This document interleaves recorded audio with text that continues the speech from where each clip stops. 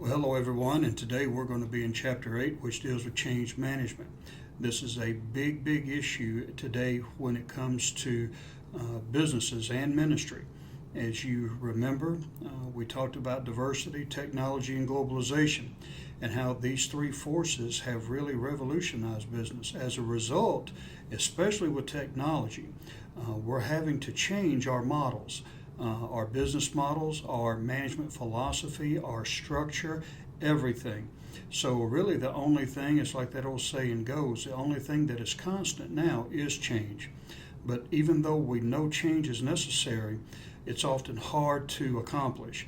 So we're going to talk about some of those issues today as we begin change management. Okay, welcome back everybody, and today we're in Chapter 8, which deals with managing change.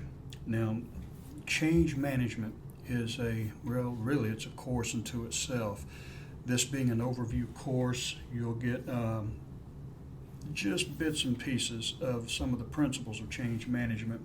But I can't tell you how important change management is to an organization because of technology and diversity and globalization. We live in a world today, ministry and business, that's constantly evolving.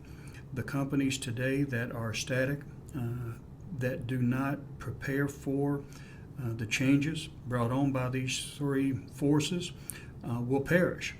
It's quite simple. Even churches today that aren't keeping up with the times, they are struggling. And today we're going to take a look at just a few of the basics of managing change and some of the influences of change and so forth. But change is by no means simple. There are simple models that describe change and instruct you in how to change, but change is difficult. And I always go back to Exodus. If you remember, for more than 400 years, the Hebrews had been enslaved by Egypt. And even though the conditions were harsh, the Hebrews had become used to that way of living. And even though they were delivered by God using Moses, what was the attitude of that generation that went into the wilderness? They didn't want to change. Even though they knew that the past was horrific, that they were oppressed, that they were slaves, the idea of changing and facing a new type of life was overwhelming. In fact, when hard times hit, what was their response? Oh, if we could just go back to Egypt. We had it made in Egypt. Well, they had prayed for 4 centuries that God would send a deliverer. So you deal with this time and time again, that same slave mentality. When I deal with people in my church, I talk to people all the time about some of the addictions and the problems that they're facing, and they know they need to change. They know the benefits of change and how maintaining the status quo is really destroying them and it's destructive, but yet it's all they know. And because they know it, they're comfortable with it, and many will just sink further and further down. I've been a change agent for several companies and one big major university. And the problems that they had, they recognized, they realized they needed to change, but yet the act of changing was far too much for them to be able to grasp. And so the college went under, they filed bankruptcy, and they no longer exist, and the companies no longer exist. So that's what happens when companies are reluctant to change. Same thing happens in ministry, in church. There are churches now that have closed up because they did not prepare for or move their ministries to reach the environment. So these are all important things. Now, why do people change? One thing that I've learned, or why do they not change? One thing that I've learned is that no one is going to change anything, and always remember this. No one is going to change anything unless they are sufficiently disturbed with the status quo. That means unless the forces for change overwhelm the desire to keep things the way they are, they're never going to change. I don't care what they tell you or how open they are are going to resist change. And for some, they never reach that tipping point. Some will, as I've seen in my professional experience, I've seen companies go under, knowing all along they needed to change. They needed to do something else. So if you're ever a change agent, or if a company asks you to help them change and evolve and do these things that are going to take them from what they've been doing to what they want to do, be very careful and be very wary. One other principle before we begin is that I've come to realize that when an organization is in trouble and they're wanting change, it's not so much the people as it is the leadership. Remember also that an organization is only a reflection of the leadership. And that goes for churches, it goes for businesses. If the leadership is dysfunctional, the organization is going to be dysfunctional because they take their methods of doing things from the leadership. So always remember that. I had to learn that the hard way several times, but hopefully with some of these tips you can avoid it. So let's go ahead and let's take a look at today's slides as we consider managing change. Now here with the overview of change activities, you have several issues that affect change management. You have motivating change, you have creating vision, you have developing political support, managing the transition, and also sustaining momentum. And we're going to be looking at this over the next several days. Now, this slide talks about creating readiness for change. How do you prepare a company to change or a church to change? It's not just a matter of going in and saying, hey, we're going to do this, we're going to do that. You will fail every time. In fact, let me see if I can put this on this slide and draw it out for you. I like to use what I call the iceberg analogy. Now take a look here at the lower portion of this slide. And I'm no artist, so bear with me. What you see here is an iceberg. An iceberg, most all of you know, is that chunk of ice that is found in the water, in the ocean, up north, in the Arctic, in that climate. Now, most of the time, whenever you are seeing an iceberg, all you are seeing is this right here. This is what's visible. It's those manifest pieces of ice, or that chunk of ice, that is poking up above what we see here, the water line. Now, let's put this in a business or a ministry sense. What you see here, visible, may be the behaviors, it may be the actions of that group of people in that organization, it may be the way they do things or whatever, and you see only that. And you're going to go in and you're going to change everything, and you fail.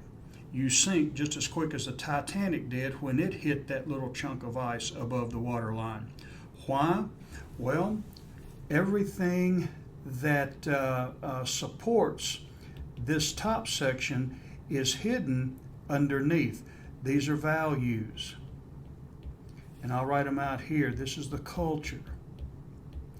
These are the beliefs, the customs, and so forth. All of these things buttress this top section right here. And when you hit this, you're hitting more than just this little section. You are going against this whole mountain of ingrained beliefs, thoughts, and so forth. And I'll give you an example in ministry. When I first started as the pastor, we have an old church, and I'm still there. The members are in their 70s and 80s, and some of them are in their 90s. So the majority of them are fairly old. Now, when I first started, we had a fairly good mix of middle-aged families and some younger families. So when I first started as the pastor, I noticed that the bulletins looked like a throwback to the 70s. I mean, it was just, you could tell, it was just a Xerox sheet of paper. There was no color to it. It was drab and dreary, and it just was, offensive to look at it because it was just so antiquated and had no life to it. So I gathered my staff together and I said, let's come up with something that's going to be vibrant. Let's make that church bulletin more welcoming and more interesting to the visitors who come. We want to attract younger people as well as older people, but we want to be able to let the younger people know that, hey, we're not going back, we're not throwbacks to the 70s and all of that stuff. So we came up with what I thought was a wonderful bulletin. It was kind of like a trifold, and there were pictures, and it was colorful, and we had ministry highlights and this, that, and the other. Folks, you would have thought I was preaching heresy. Those folks, those old folks, got mad, upset, because we changed the church bulletin. Well, I learned very quickly, before I try to do anything, never underestimate the magnitude of the change. I didn't think that bulletin would be a big deal, but for some, it was a very big deal. And man, they huffed and puffed and complained for, well, some of them for 6 or 7 months. They just couldn't let it go. But that's how change goes. People get used to doing things one way, and it's hard to break them from that habit. So I've learned that if I'm going to initiate change, especially in church, I'm going to have to do this: create a readiness for change. So one of the ways, and some of the ways, is what they are. Some of the ways that they talk about it is listed here. Sensitize the organization to pressures for change. Communicate. Let them know, okay, we need to change. Now, I should have done that from the very beginning. Now, there are some changes that if you leave it to the people, you'll never get anything done because they're never going to agree.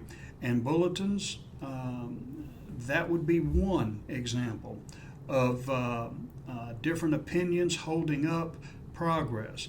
But you can let them know, hey, we did this and this is why we did it. But sensitize the organization to pressures for change. Communicate, hey, if we don't do this, this is going to be the result. We're going to go under, or we're not going to be able to compete, or whatever it may be. Secondly, identify discrepancies between the current and desired state. So what we teach in logic is the difference between where you're at and where you want to be. That gap in between is called a problem. So here's where you are, here's where you want to be. All of this is a gap, which we call a problem, that needs to be surmounted. And this is what we need to identify right here. Hey, we need to be more outgoing as far as technology in our church, or we need to embrace maybe globalization in our business. This is where we want to be, and in order for us to go from where we are to where we want to be, this is what we have to do, and that's change management. Convey creditable, positive expectations for the change. Be positive about it. Be upbeat about it. Don't be negative. Tell them and focus on the benefits for the change, and let them know that, this is something that we can do, this is something that we should do, and as a result, these are going to be the benefits of changing. This is how we're going to prosper from this. And the more we convey positive expectations, and the more we communicate that instead of focusing on the negative, the better off we're going to be. Now, lowering resistance to change. Now, there are going to be some, and you're going to learn in classes that you'll be taking here probably, or if you go somewhere else. When it comes to change, there are those who are going to be on board with you right away. They're going to be your biggest supporters, and those are the ones that you need to leverage heavily throughout the change process. There are some who are going to take a wait and see approach.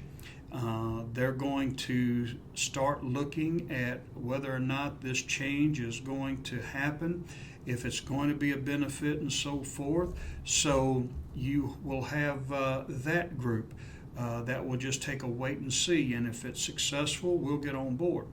There are some who are not going to give real support for it, but they're not going to be against you. They're going to be the indifferent ones. They're not going to care either way. And then you're going to have those that are going to be opposed to it no matter what. And those that you have to be careful, and those you need to try to lower their resistance. So how do you do that? Well, provide empathy and support to them. I understand, this is something new, and doing something new can be difficult and hard, and you want to show them that you understand where they're coming from. That endears you to them, or endears them to you. Communicate. Now, communication is key. Be as transparent as you can.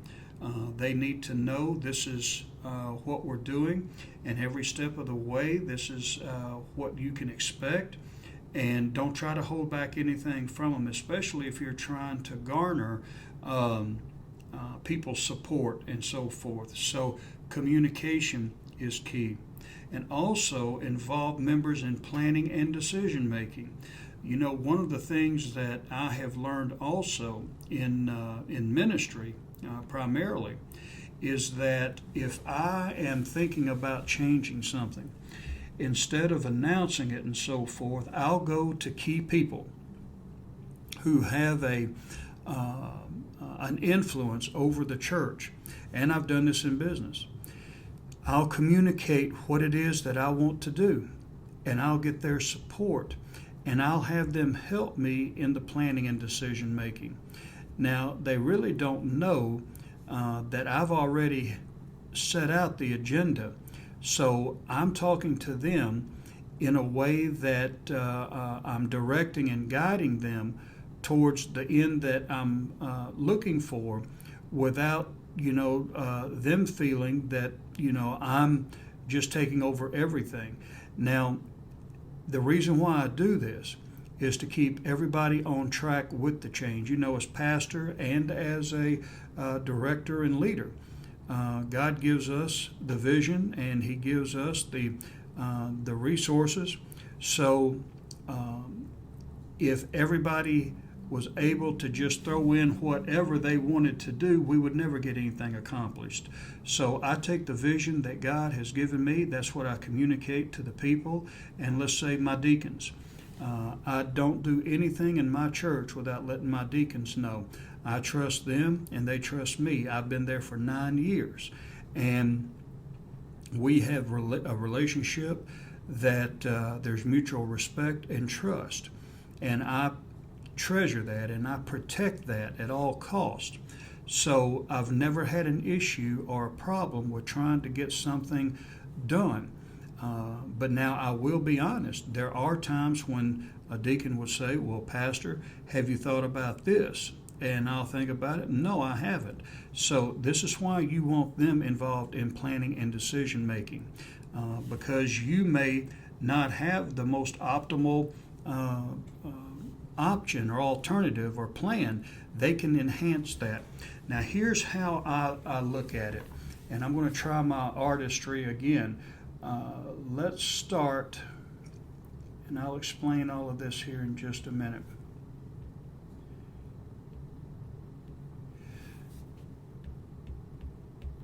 Okay.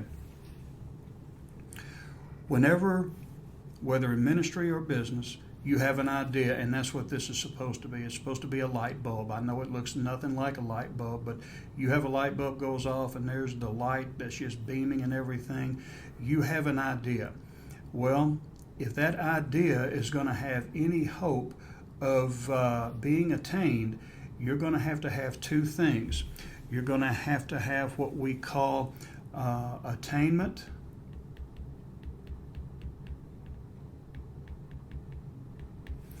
and alignment.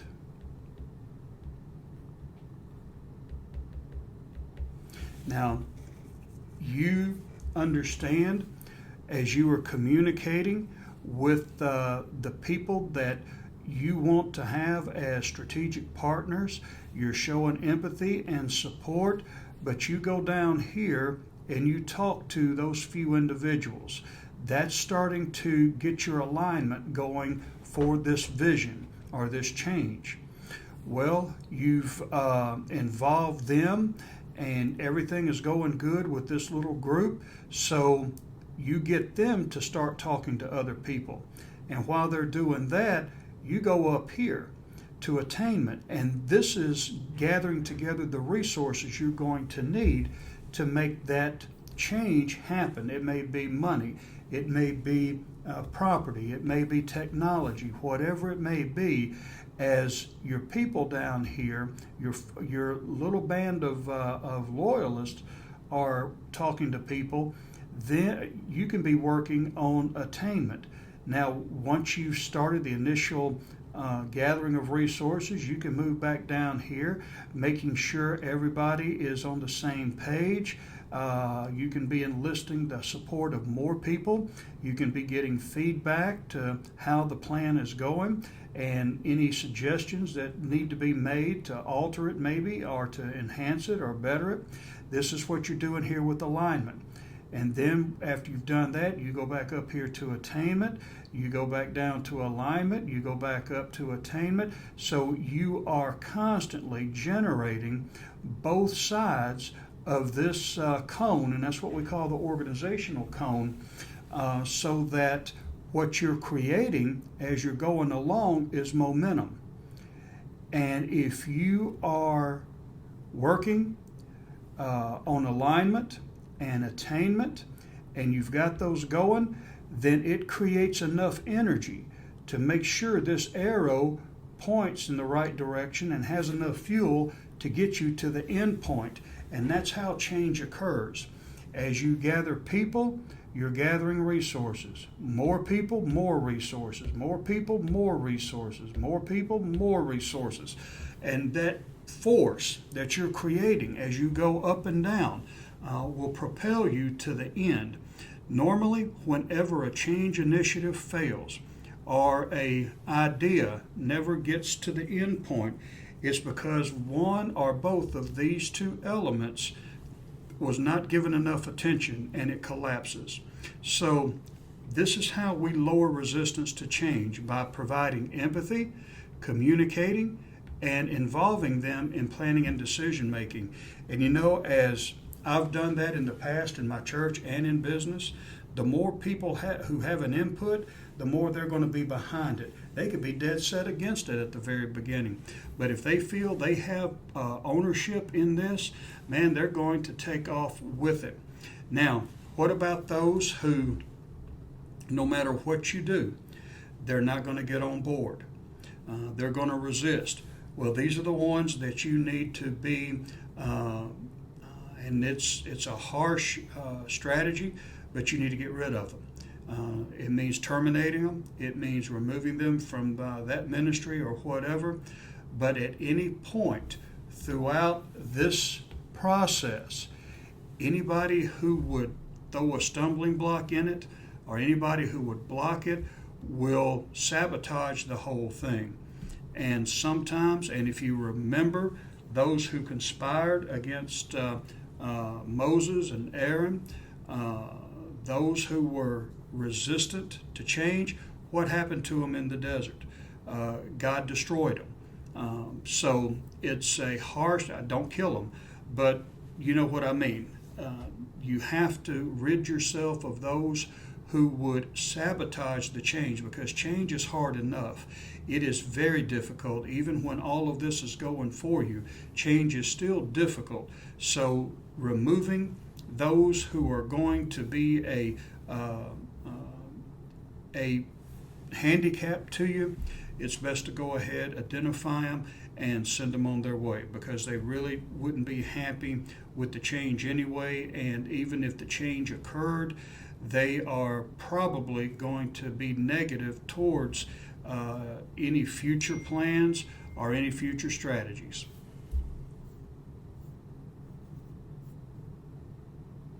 Today we introduce change management in the form of some of the forces that will cause us to change, how to prepare an organization for change, and also how to lower resistance to change. So tomorrow we're going to continue on with a little bit more detail with change management, so we will see you then.